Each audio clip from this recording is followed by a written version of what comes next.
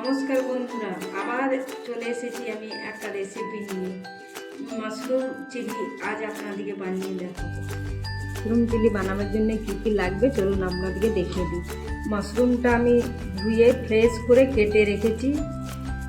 এখানে নিয়েছি দুটো মিডিয়াম সাইজের পেঁয়াজটাকে আমি এইভাবে কেটে রেখেছি। আপনারা চাইলে আপনাদের মতো কাটতে পারেন, কিন্তু এমনি কাটলে মাশরুম চিলিটা টেস্ট হেভি লাগবে, খেতে দেখতেও ভালো লাগবে।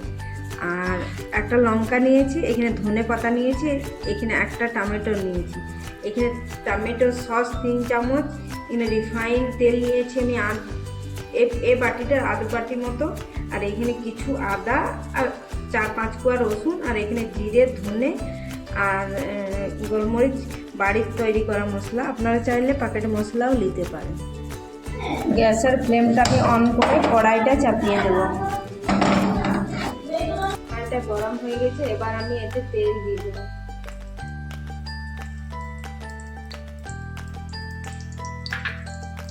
তেলটা দিয়ে এতে এবার লঙ্কা দিয়ে দেবো। লঙ্কাটা দিয়ে হালকা নেড়ে এতে এবার পেঁয়াজগুলো দিয়ে দেবো।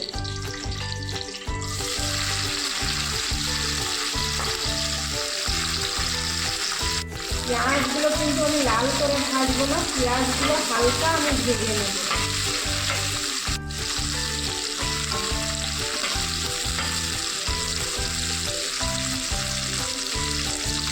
পেঁয়াজগুলো আমার হালকা ভাজা হয়ে গিয়েছে, এবার এতে আমি মাশরুমটা দিয়ে দেবো। মাশরুম চিলিতে কিন্তু পেঁয়াজগুলো হালকাই ভাজতে হবে, বেশি লাল করে ভাজলে টেস্টটা খুব একটা ভালো লাগে না। এবার আমি মাশরুমগুলো দিয়ে দিই।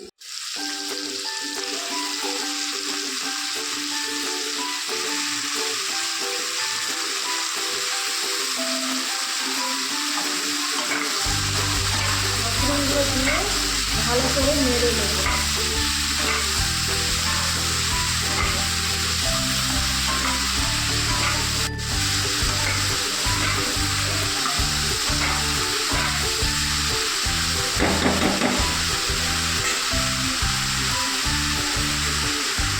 হালকা ভাজা হয়ে গেছে, এতে এবার পরিমাণ মতো নুন দিয়ে দেবো। পরিমাণ মতো নুন, পরিমাণ মতন হলুদ দিয়ে দিই, দিয়ে আবার ভালো করে নেড়ে নেব। মাশরুম থেকে কিন্তু জল বেরোনো স্টার্ট হয়ে গেছে। ভালো করে নেড়ে একটু ঢাকা দিয়ে দেব।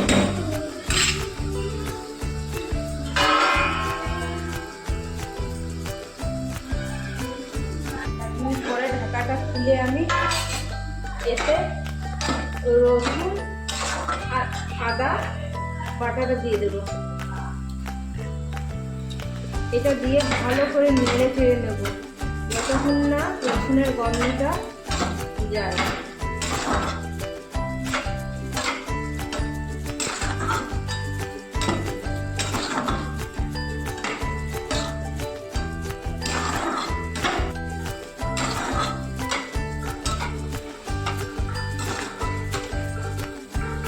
হাফ চামচ মতো রেড চিলি পাউডার দিচ্ছি, একটু ঝাল হবে আর একটু কালারও আসবে।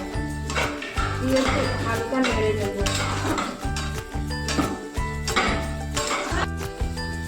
আধা চামচা চিনি দিচ্ছি,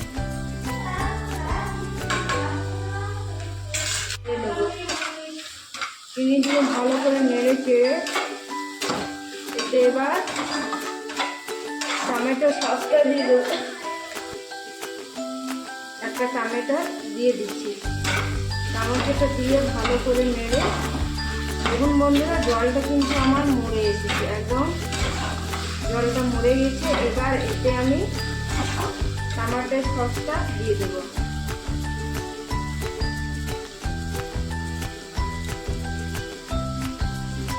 টমেটোর সসটা দিয়ে আবার ভালো করে নেড়ে নেব। ভালো করে নেড়ে একটু সামান্য জল দেবো, কেন কি এটা আমি গ্রেভি টাইপের রাখবো। সামান্য একটু জল দিয়ে আবার নেড়ে চেড়ে একটু ঢাকা দিয়ে দেবো, একটু মতো ঢাকা দেবো। 2 মিনিট মতো ঢাকা দিয়ে দিচ্ছি।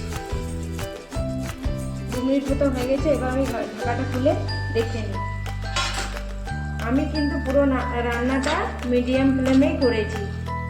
দেখুন বন্ধুরা, কি সুন্দর আমার মাশরুমগুলো হয়ে এসেছে, কি সুন্দর একটা কালার এসেছে। এতে আমি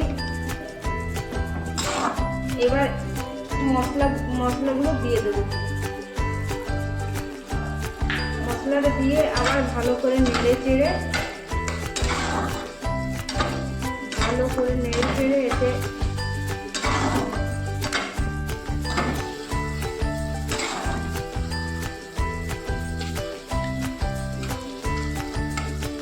মাশরুম চিলিটা আমার হয়ে গেছে। এবার আমি ধনে পাতা দিয়ে নামিয়ে দেব।